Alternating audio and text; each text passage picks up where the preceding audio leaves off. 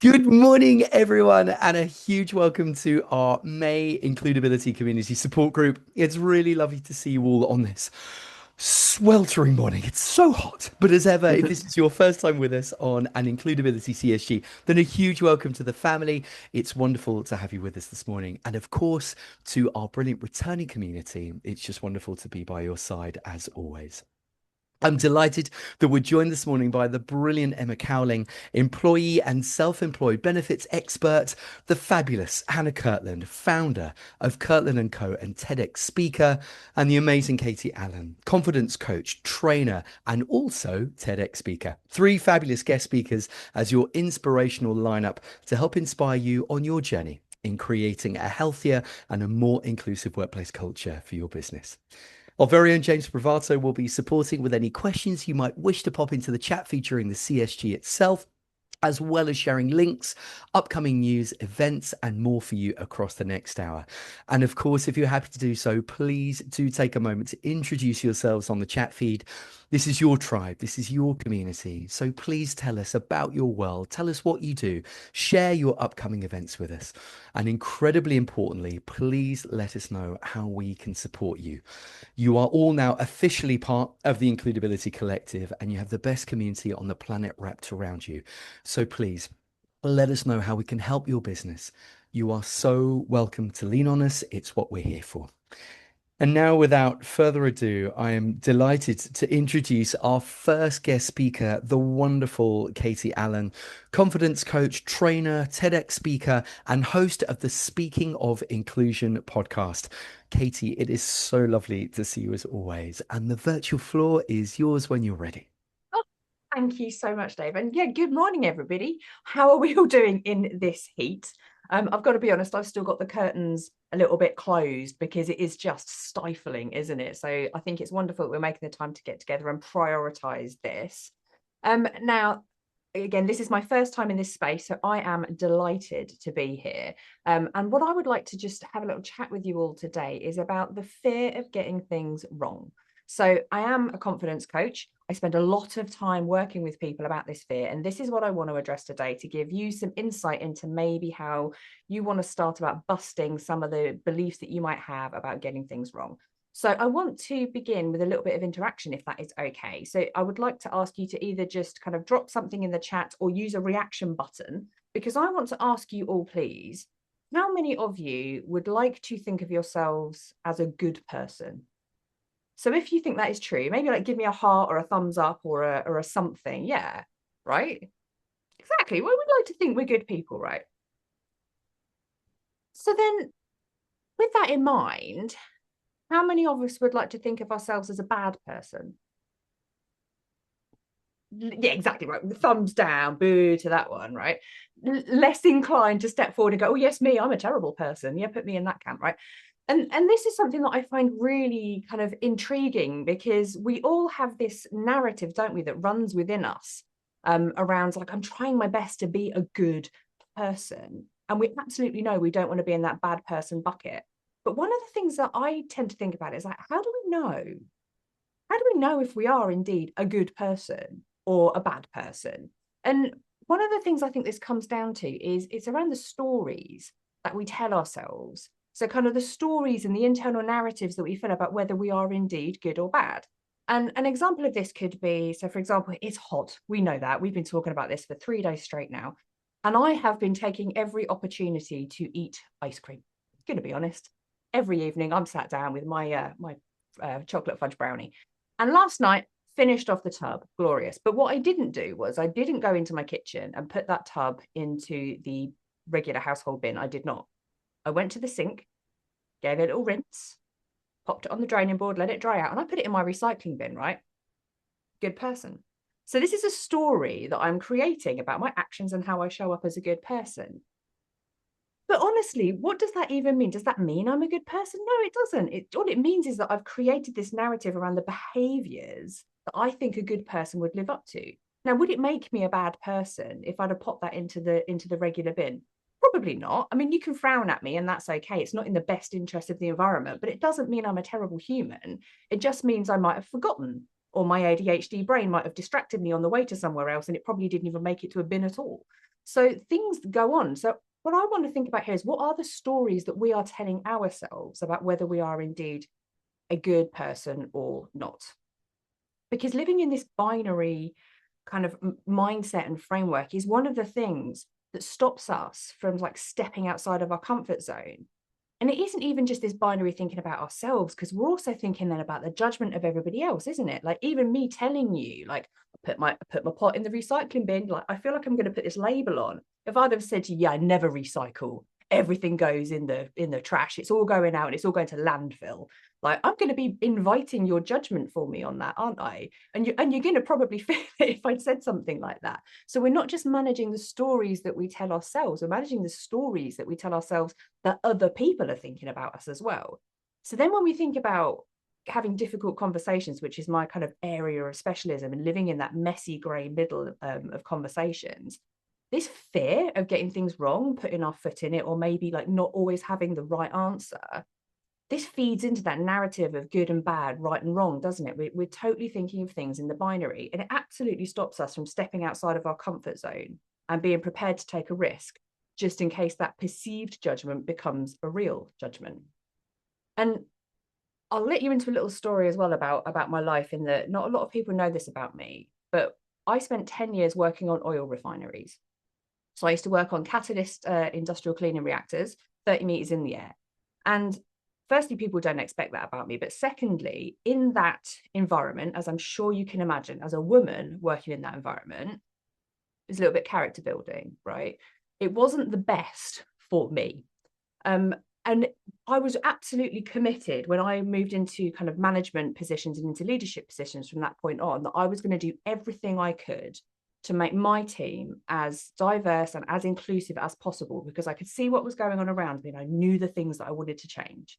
So that was my commitment. And I was really proud that actually within my team and my organization, I had the only team that was representative of people from multiple genders and multiple ethnicities. So I'm walking around with my I'm a good person badge on, right? I thought I'd nailed it.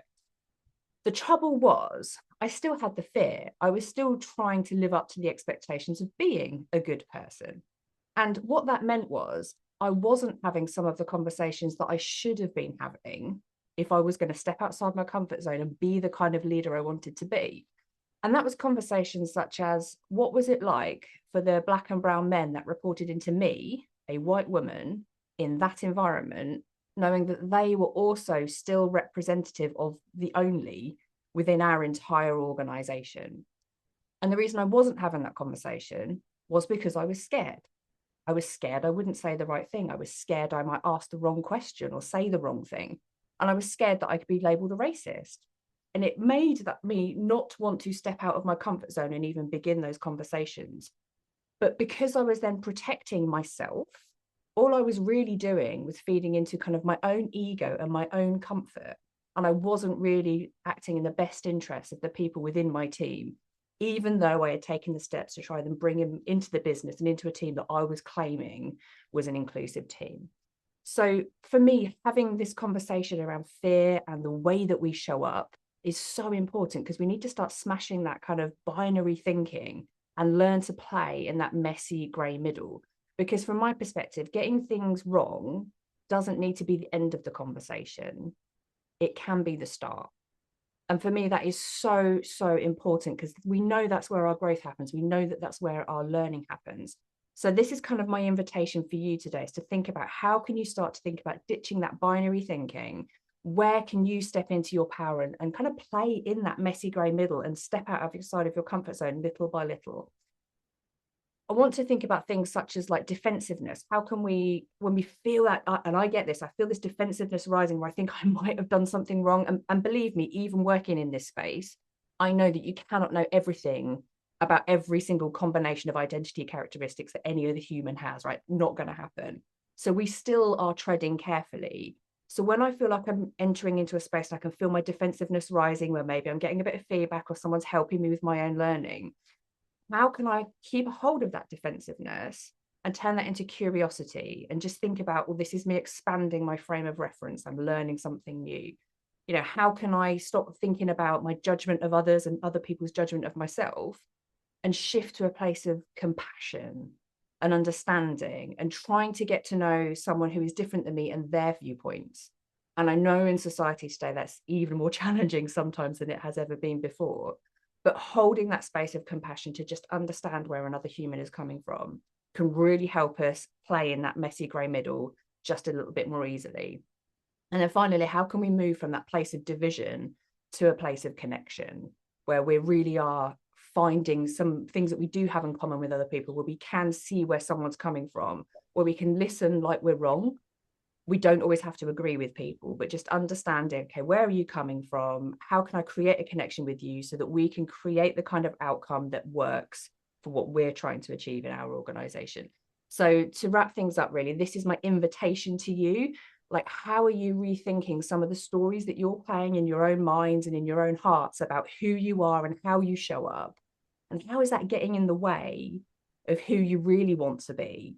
And how can you put some of those thoughts and feelings to one side and really start to move away from binary good and bad thinking? And I guess the real clincher for me is, if there is one conversation that you would like to have with someone, what conversation would that be? Who would that conversation be with? And if you can move away from this binary thinking, when will you have it? Thank you very much. Katie, that was absolutely wonderful. Honestly, I could just listen to you all day. Thank you so much. And I think it probably goes without saying, like, Katie has achieved the most amazing success supporting leaders, team members, senior managers, managers of all levels in how to deal with just the really messy reality of modern work, just enabling them to build confidence, just to have better conversations and approach inclusion in a way that just feels practical, human, and usable. It's so refreshing and wonderful. Katie, thank you. That was amazing. Please do connect with her. James is dropping all of those wonderful links into the chat feed for you now. And I know that she would absolutely love to hear from you. Katie, we love you and thank you so much. Absolutely brilliant. I'm now delighted to introduce our second guest speaker for you this morning, the wonderful Emma Cowling, employee and self-employed benefits expert. And of course, like Katie, one of our fantastic includability ambassadors. Emma, it's wonderful to have you with us this morning. So lovely to see you as always. And the virtual floor is yours when you're ready. Thanks, Dave, and thanks everyone. It's good to be here this morning. Let me just share my slide. So what I wanted to do today is take you through kind of my view on employee benefits. And let me just work out how to share. Be a good start.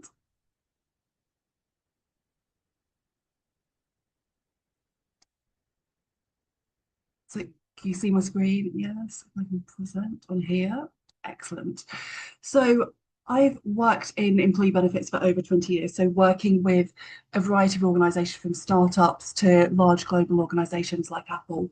And what I've really learned during that time, and the reason I set up my own consultancy, is benefits don't have to be complicated, they don't have to be difficult. It can be very easy to kind of set things up, and most importantly, they don't have to be expensive. And especially for values-led organisations, I see that often organisations can end up thinking they need to spend lots of money and being scared of benefits. So my kind of purpose with this is to make things as easy as possible for organisations. So when I talk about employee benefits, so obviously we've got kind of traditional benefits, so things like private medical insurance, life insurance, income protection. But I also look at everything more holistically. So everything that's included in an employee's package that isn't a kind of cash, so not the salary or commission bonuses. So things like additional days off, maternity leave, paternity leave, paternity leave, 4-day week, all of those things. So really looking holistically at the employee's experience within an organisation. So why are benefits important? So obviously they kind of attract talent into the organisation and help to keep them, but also they're a really key tool in terms of things like engagement. So employees that feel valued and feel cared for are more likely to be productive in the organisation. We're seeing that they're becoming more important with younger generations actually caring more about the benefits and the ways of working and culture in an organisation than the salaries. Obviously, from a well-being, burnout, financial well-being point of view, there's so many key things that can be really low cost within a benefits package that can be the foundations of a well-being toolkit that then lots of other amazing people in these kind of includability group can then help build upon that to help engage employees and educate them. But two of the areas that I'm going to focus on most today is in terms of values. So for me, the values that the organisation has, benefits are one of the key ways that all companies can kind of show this. And one of the ways that employees can quite quickly kind of feel as like, oh, maybe there's some gaslighting going on here. And also the pound for pound impact of benefits. So for me, actually, the impact of benefits can be far, far more than putting money in salary. So we'll come on to those in a minute. And I'm going through these fairly quickly. And Dave, give me a nudge when I'm like going to get close to running out of time. But I can send this over if anyone wants me to kind of forward these over afterwards. So as I said, kind of value. So, you know, we see lots of kind of glossy kind of print of what companies' values are. And I've worked with lots of organizations that, you know, say they have great values, but actually when it comes down to the benefits and ways of working, you quite quickly see that there's some disalignment. And what I also see, you know, with really kind of organizations that are values led and really care about their employees, there's maybe just a few blind spots around some of these. So, you know, organizations that say they care about well-being but then don't have anything in place in terms of medical insurance, and it doesn't have to be medical insurance, there's other policies like cash plans at a much lower cost, like £100 per person per year, or wellbeing initiatives. So there's lots that can be done. It doesn't have to be an expensive medical policy. Saying you care about work-life balance but not having any flexibility around working, or saying they have flexibility but not having anything in practice. Family values, not having childcare support. One of the areas that I see quite a lot where, like I say, with organisations that do genuinely care, is they care about gender diversity. So they put lots of maternity pay in place, but kind of don't look at paternity pay because it's not ticking that box. And so quite often when I kind of look at the reviews, it's like, are you looking at this holistically from that kind of point of view? And also you looking at it from a diversity point of view of, you know, you might have these amazing benefits in place in terms of maternity, paternity, family benefits, but do you have other things in place for younger people? So gym memberships, paternity leave for people that don't have kids, you know, really looking at that breadth. You know, I've worked with organisations in the past that had really strong, they've offered like family medical cover, really strong pension, really strong life cover. And on paper, they've got really great benefits. But when you kind of look at it, it's like they're spending a lot of money for a small proportion of the population, and it's not attractive to perhaps younger people coming in. And so people just kind of disengage. So really looking at all this, obviously, you know, we know things about neurodiversity, flexibility of hours, expecting flexibility from employees, but not offering it in return and being quite strict in the way they're working. And also from an integrity point of view, organisations that say they want integrity but don't have transparent communications in return. So there's lots of ways of kind of going through this and just really reviewing, you know, how the benefits can align with values on that. And then moving on, so as I was saying, for me, I think, and this is one of the reasons I really love benefits, is the pound for pound impact of benefits far outweighs the pound per pound of putting it into salary. So if you just imagine, if you were given like a £1,000 pay rise, obviously you kind of, there's this belief within organisations that everyone wants more pay, and while that is true that everyone would like more pay, the cost of putting £1,000 into each person's pay would only be £83 before tax each month and probably be forgotten within a couple of months.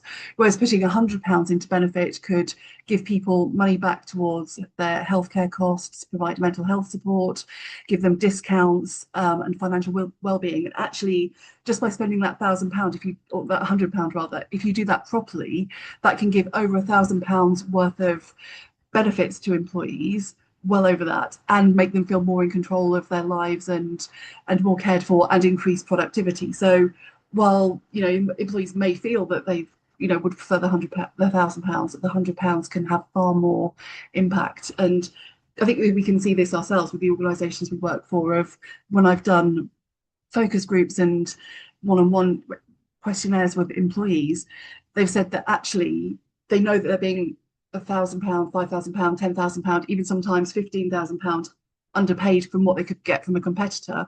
But actually, because of the values of the organisation, because of the way they can work, because they don't need to travel into the office every day, because they've got childcare support within the organisation, very quickly you can see actually just from the practicalities of travel, buying lunches and childcare, that would take up a lot of additional costs after tax, whereas just having an organisation and allowing people to work the way they want and providing benefits in these kind of ways can make that difference and help retain employees and retain loyal employees that aren't going to get their head turned at the first £5,000 somewhere else that they could have been earning more.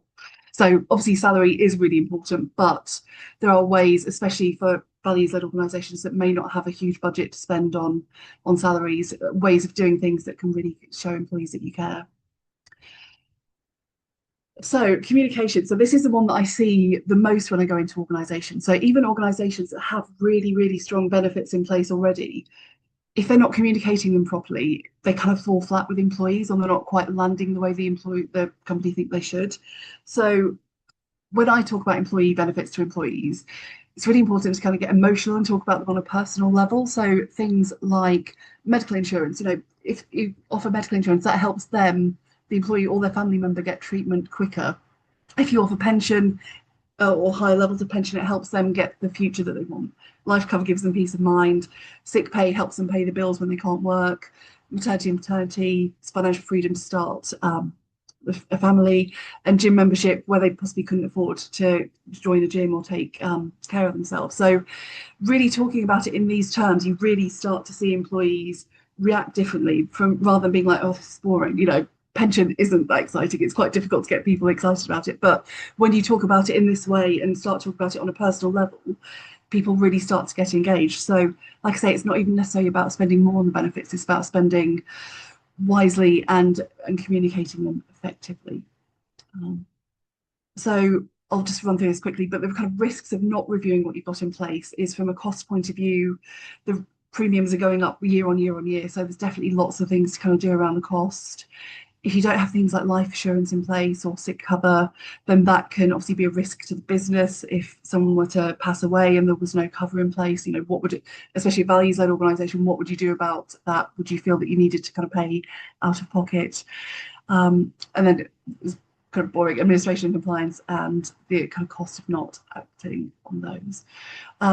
So how to maximise your spend in terms of benefits. So review what's already in place. What benefits do you have? What are the rules? How are they purchased? I see so many organisations that are renewing with the same provider year on year, and there's so much money that can be saved by just reviewing, working with a broker, and saving money on that. Looking at what additional free benefits there are. Often packages have lots of additional free things that can be added in, and how are they communicated as well, and how do employees feel about benefits? Because often, especially when I'm doing the reviews, it's like lots of organisations are like, oh, we can't afford to pay more into pension, but we know employees want it. Often employees might not want more pension. They might want more money spent on other things within the organisation. So yeah, really speak to employees about what they want. Benchmark against what the competitors are doing and looking at what they're doing, if there's any gaps around that.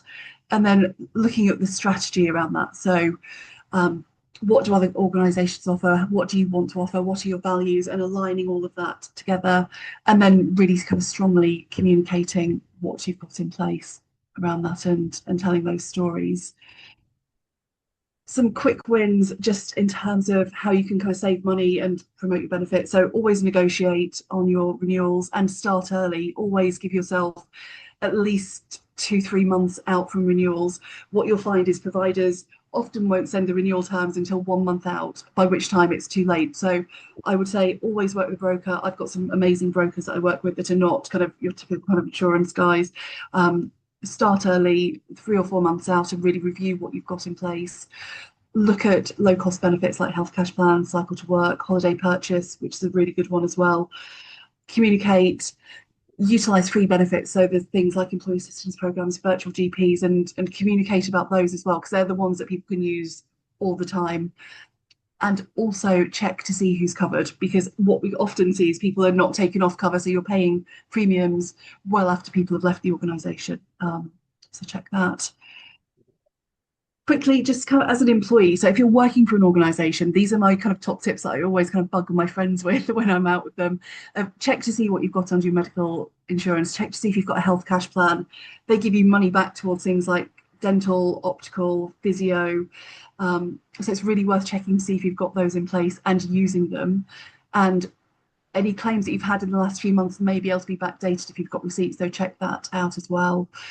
The discounts, Often benefits packages will have things like retail discounts, so supermarkets, cafes and restaurants, which are normally like 10% off at Cafe Nero or Pizza Express, so pretty decent discounts, and gym memberships as well. So all of these can kind of really help support you and save you money and give you money back towards what you're already spending. Often counselling support as well, health checks. Pension is not the most exciting thing in the world, but really important. And especially for women, there's this huge gender pension gap that we need to kind of really look into. So if anyone wants to talk about any of this, I'm more than willing to chat anything. There's a link on my website to kind of book the call then. And life cover is really boring, but if you've got an expression of wish, you need to put who your dependents are on there. So finally, the last slide, so how I can kind of support people. So I have like 3 different packages for the organisation. So setting benefits up from scratch, I work with brokers to set up relatively low cost benefits packages. So from £100 per person per year, you can have a really holistic benefits package in place that covers health, well-being, mental health support, all of those really key things, plus things like gym discounts. So really interesting package for relatively low cost. I also do kind of 90-minute strategic deep dive if people want to kind of have a kind of like a really strategic session, benefits reviews as well. And also I'm building up benefits packages for self-employed people and people that don't have benefits in their organisation. So if anyone wants to chat through any of that, then I've got a QR code there to kind of link to my website, or I'm always happy to chat through anything benefits related or self-employed benefits. So just give me a shout. Oh my word, Emma, you're wonderful. That was amazing and so brilliantly insightful. I mean, it goes without saying, Emma has supported countless self-employed leaders to build, obviously, as she said, that necessary support and safety that ultimately just enables them to focus on life and business. But she's also guided so many companies to create those impactful employee benefits packages that genuinely want to connect and look after their people. So please do reach out to Emma and connect with her. I think in terms of someone coupling with the knowledge and just the sheer loveliness, she's just the best in the business at what she does. She's absolutely brilliant. So please do reach out to Emma so that she can do that review. She's great. She'll wrap her arms around you and just guide you through. She's phenomenal. James has obviously popped the link in. You've got Emma's QR code in the chat feed for you now. Emma, thank you. You're just the best. That was absolutely brilliant. Thank you so much. And now we would love you to vote for a charitable project that we can support on your behalf this morning through our partnership with B1G1. We obviously do this off every community support group, but they are a brilliant B Corp certified global giving platform and support hundreds of charitable projects, both in the UK and internationally, all positively impacting the UN Sustainable Development Goals. So as ever, you're doing an incredible thing for the planet simply by being awesome and just hanging out with us this morning. James is going to drop these options into the chat feed for you now. 3 amazing high impact community projects for you to choose from, and simply pop the number of your chosen project in the feed, 1, 2, or 3. So project 1 is providing bricks made of recycled plastic waste to build schools in Indonesia. Project 2 is supporting awareness programs to protect sea turtles in coastal India. And Project 3 is providing support and maintenance for beach cleanup stations here in the UK. So as you choose your project, I am delighted to introduce our 3rd and final guest speaker, the brilliant Hannah Kirtland, founder of Kirtland & Co., B Corp, Strategic Impact Advisor and TEDx speaker. And of course, like Katie, like Emma, one of our wonderful, inspirational includability ambassadors. Hannah works with purpose-led CEOs to help grow their impact and commercial performance hand in hand, supporting organizations to understand, measure, and communicate their progress, including through impact reporting and B Corp standards. Basically, she takes really complex stuff that I don't understand and just makes it very understandable and accessible. She's amazing. Hannah, it is so lovely to have you back with us as always. And the virtual floor is yours when you're ready. Super. Thank you, Dave. And lovely to be with you all here today. Let me share my slides because this is going to help make a complex idea hopefully nice and simple, as you've just said. So I'm going to talk to you today about a framework that is central to all the work I do called Product Market Impact Fit. But before I do that, let me just introduce myself. I think Dave has kind of said everything I was going to say in terms of what I do. I mean, I've spent almost my entire career working in purpose-led businesses and charities, and I've led both innovation and finance and ops functions, which is a bit of a kind of unusual blend. And one of the things that I've really got to kind of understand and feel and navigate is this kind of tension between impact ambition and commercial reality, and kind of how you navigate that. So that's something I'm really interested in, and where I really focus my work. And I set up Kirtland & Co. to work with business leaders like you who genuinely want to shift the needle and make a meaningful difference. So that's what it's all about for me. It's about working with people who really, really want to make a meaningful difference through their business. One kind of clarification up front, you will hear me use the word impact a lot. Impact, every single type of impact that you have, positive and negative, that you have on people, communities, the planet, because every single action you take, every decision you make as a business, as an individual, has loads and loads of impacts, whether you're aware of them or not. So, work on DEI, which I know many of you are involved in, is part of what I mean when I say impact. I'm going to start by asking you a question. So think about your business. If your impact work disappeared tomorrow, so all your sustainability and DEI initiatives, your volunteering program, charity partnerships, everything that sits under kind of responsible business or whatever you call it, would your business fundamentally change? Or would it basically carry on as normal? So if you hesitated, if you're not 100% certain that the answer is yes, it would fundamentally change, then you're missing out on opportunities. So that could be missed revenue, missed partnerships, missed team engagement, missed impact.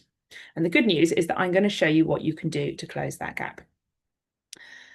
Now, because you're here today, I am going to assume that you've already started on your responsible business journey. So you're not a beginner. You've done the easier, more obvious things. You've got sustainability and DEI policies. You might be B Corp certified.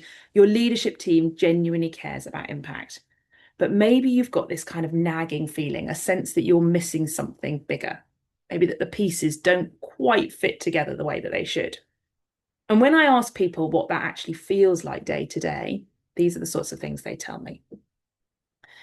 Impact and commercial success feel separate. The core business and revenue targets take priority. Impact kind of keeps getting pushed to the bottom of the to-do list. They're struggling to engage their team and secure real commitment. So you might have a few passionate people driving impact, but most of the business treats it as somebody else's job. They're doing lots of impact activities, but there is no deliberate long-term direction. They're not sure how everything they're doing fits together, and it kind of feels a bit scattered. They're unsure what to prioritize or what steps to take next. They know they need to do more, but they don't have a clear roadmap. And they don't know how to measure impact or the progress they're making, so they can't demonstrate value or justify investment. So just have a think, which of those challenges resonates with you? You might recognize just one of them. You might recognize all 5 of them. And the framework that I'm going to share with you is specifically designed to address these problems.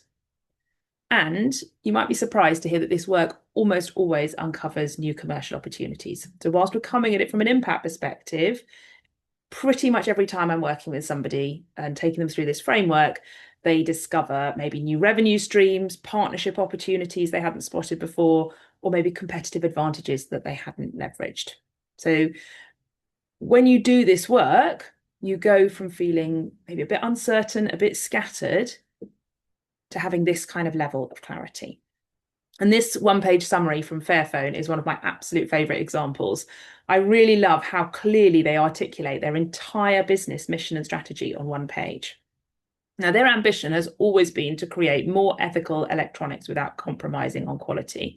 And their focus to date has been on mobile phones. So you can see their mission really clearly across the top: to establish a viable market for ethical electronics so that they motivate the industry to act more responsibly. And that mission breaks down into 3 pillars of activity. So in the middle, you can see the pillar, which is around demonstrating that it's possible to make electronics in a way that has a lower impact on the planet and people than traditional electronics. On the left, they want to show that they can do this in a way that is financially viable, that there's a market for these phones and that people are willing to pay a price that covers the business's costs. And if they can demonstrate those first two things, then they will influence the wider industry to change. So that's the third right-hand pillar. And it's only by influencing the wider industry that they will have a much, much, much greater impact than they could on their own. So you can see here, commercial success and positive impact are completely aligned. They've got just one integrated strategy for the business and a small set of key metrics that align with this. A lot of the work that I do with clients is to help them achieve this level of clarity and alignment for their business. And I'm going to introduce you to the framework that sits at the heart of a lot of that work. So when you're developing your business strategy, there are three things to think about. There's what the market wants or needs. So your clients, your customers, what problems are they trying to solve? What your business can do, your capabilities, your skills, your assets, your network. And your impact objectives, the difference you want to make in the world. Now, most business advice tells you to focus on the first two. Traditional business advice tends to say, find product market fit. So that's the intersection of what the market wants and what you can deliver. Address your customers' pain points, solve their problems, and that is how you make money. And that is where conventional business advice stops. But you're here because you want your business to make a meaningful difference, not just money. So let me show you what happens when your impact objective sits separately from your core business. So maybe you donate a percentage of profits to charity. You might run volunteering days.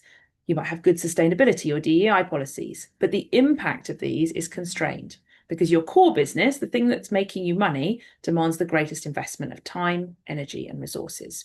So impact sits over here, revenue sits over there. And when budgets get tight, impact gets cut. When you're understaffed, impact gets delayed. And when the board asks, what's the ROI, you struggle to answer. Impact becomes the nice to have, the side project, the thing a few people, passionate people, do on top of their day jobs. Now, the reality is that the core business is always going to demand the greatest investment. That's not going to change. You need your business to be financially sustainable, and you can't deliver impact if you run out of money and you can't pay the bills. So the question is, what if we could make money and have a positive impact at the same time?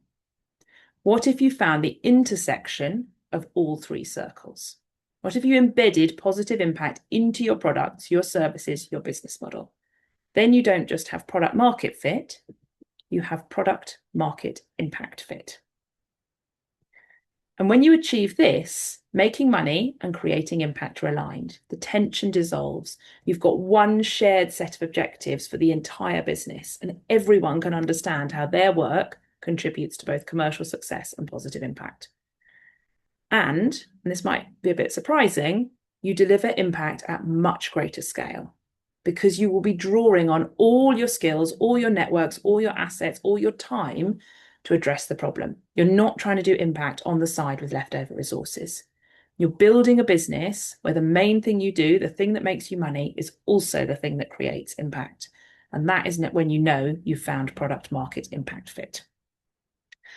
So that's the theory, but I want to just show you what that looks like in practice. So let me share three quick examples. So the first is Tony's Chocolonely, who you're probably all familiar with. What the market wants is chocolate that tastes good. There is a niche that wants ethical chocolate, but the fundamental desire is yummy chocolate. If Tony's tasted terrible, nobody would buy it, ethical or not. What Tony's can do, luckily, is to make delicious chocolate in distinctive flavours. And their impact objective is to eliminate exploitation in the cocoa supply chain. And in the last few years, Tony's have expanded their business model. So they now sell ethically sourced beans and cocoa products to other chocolate manufacturers and retailers. Their impact objective stays the same, but this new business model lets them scale their impact massively because a much greater volume of their beans is going into the market. And here's the really crucial bit. Tony's is commercially successful. Last year, they increased sales by 20% to over 240 million euros. So while the wider chocolate industry saw volumes decline for the second year running, Tony's saw a 4% volume increase. And despite soaring cocoa prices, substantial exchange rate swings, and unexpected tariffs, they turned 2 years of operating loss into a positive underlying profit. They're commercially successful because they're selling products people want. And the better the business does, the more chocolate they sell, the more beans other manufacturers buy from them, the more impact they have. So commercial success and positive impact are perfectly aligned.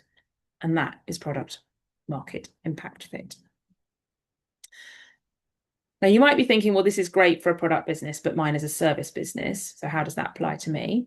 Let me give you an example. Something Big is a creative comms agency, a B2B service business. They work with organizations like DHL, delivering effective and inclusive communications that make workplaces fairer, healthier, and happier. So, for example, campaigns to engage thousands of frontline workers around health and safety. What the market wants is effective communication campaigns that engage employees. What Something Big can do, design and deliver those campaigns with a particular expertise in inclusive communications. And their impact objective, fairer, healthier, happier workplaces for all. So where's the product market impact fit? The campaigns they get paid to create, their core revenue stream, directly deliver their impact objective. They don't do employee communications and also do impact work on the side. The communications work is the impact work. And also they're employee owned. So it means their own workplace model reinforces their impact objective. Again, commercial success and creating impact go hand in hand. Now, one final example, and this one's a bit different because it's not about what the business does, it's about how they work, specifically their employment model. Cook makes and sells frozen ready meals. That's their core business. What the market wants, convenient, quality ready meals. What Cook can do, make delicious frozen food at scale the way you would at home. And their impact objective, provide opportunities for people who are often excluded from employment. Through their Raw Talent program, they provide jobs and wraparound support for people who've experienced situations like time in prison, homelessness, or addiction. So where's the product market impact fit? The people who are employed through Raw Talent don't work on impact projects or receive charitable funding.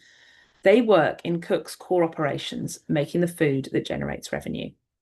So the human impact is obvious. Someone gets employment, they get support, they get a second chance. But what makes this really brilliant is that there is a strong commercial benefit for Cook too. The people who are employed through the Raw Talent program demonstrate huge levels of commitment and engagement. They show up, they work hard, they're loyal. And this creates a pool of talented, committed workers in an industry where recruitment is challenging and staff turnover is typically high. So it's a genuine win-win. Social impact and commercial success are integrated and reinforce each other. So 3 very different examples, product-based, service-based, and employment model, but the pattern is the same. Commercial success and positive impact go hand in hand. Now I want you to think about your business. Where is your product market impact fit? Can you see it? Can you trace that direct line from purpose to revenue? Or are you feeling that tension between the core business and impact? Because this tension wastes time and money and it prevents you making progress on your impact objectives. The businesses that have product market impact fit aren't just doing more good. They are enjoying more commercial success because impact and commercial objectives reinforce each other. So one final question for you to reflect on. What would need to change in your business model for your biggest commercial success to also be your biggest impact win? I'd encourage you to take that away and really sit with that question, because when you can answer it, you've found product market impact fit. This model is really, really powerful. And as I mentioned before, it sits at the heart of all the work I do with businesses, helping them work out how to grow impact and commercials hand in hand. We develop their purpose, their strategy, their roadmap, and then report on progress in an impact report. And please, I'm sure James has stuck my details in the chat. Please don't hesitate to get in touch if you'd like to find out more. Thank you. Hannah, that was absolutely amazing. Thank you so, so much. And as Hannah brilliantly talked through that follow-up note that Hannah runs a brilliant 2-hour impact strategy mapping session where you can map your business against the product market impact fit framework to give you that clear visual map, showing those gaps, showing those opportunities, plus, of course, Hannah's strategic recommendations for those next steps. She's absolutely incredible. So please do get in contact with Hannah to find out more. Obviously, James has been wonderful. Pop those links and those contact details in the chat feed now. Hannah, you're just wonderful. It's so lovely to have you with us as always. You're the best. And thank you again so much for your brilliance and for your insights as ever. And finally, we have a hot date for your diary. It's our next community support group that will be happening on Wednesday, the 24th of June, same time, 10:30 a.m., where we'll be listening to 3 more wonderful guest speakers to help inspire you on your journey in creating a healthier and a more inclusive workplace culture for your business. We'll be joined by Alicia Harrell, Health and Wellbeing Lead at Tottenham Hotspur Football Club, Sophie Springay, Culture and Inclusion Lead at Danone, and Elizabeth Can, GB athlete and high performance expert. That registration link is in the chat feed for you now. James, thanks so much. And we'd absolutely love you to join us. So please do sign up, bring your friends and your teammates with you. And that brings us to the end of our CSG this morning. A huge thank you to our brilliant guest speakers, to Emma, Hannah, and Katie for their generosity and sharing their insights, their knowledge, and their experiences with us today. Please do get in contact with all 3. They will support your business beautifully. And a huge, huge thank you to every single one of you for joining us this morning in this heat. So until we all meet again next month, loads of love to you all. Top up with that factor 50 and have an incredible rest of your week. Take good care, everyone.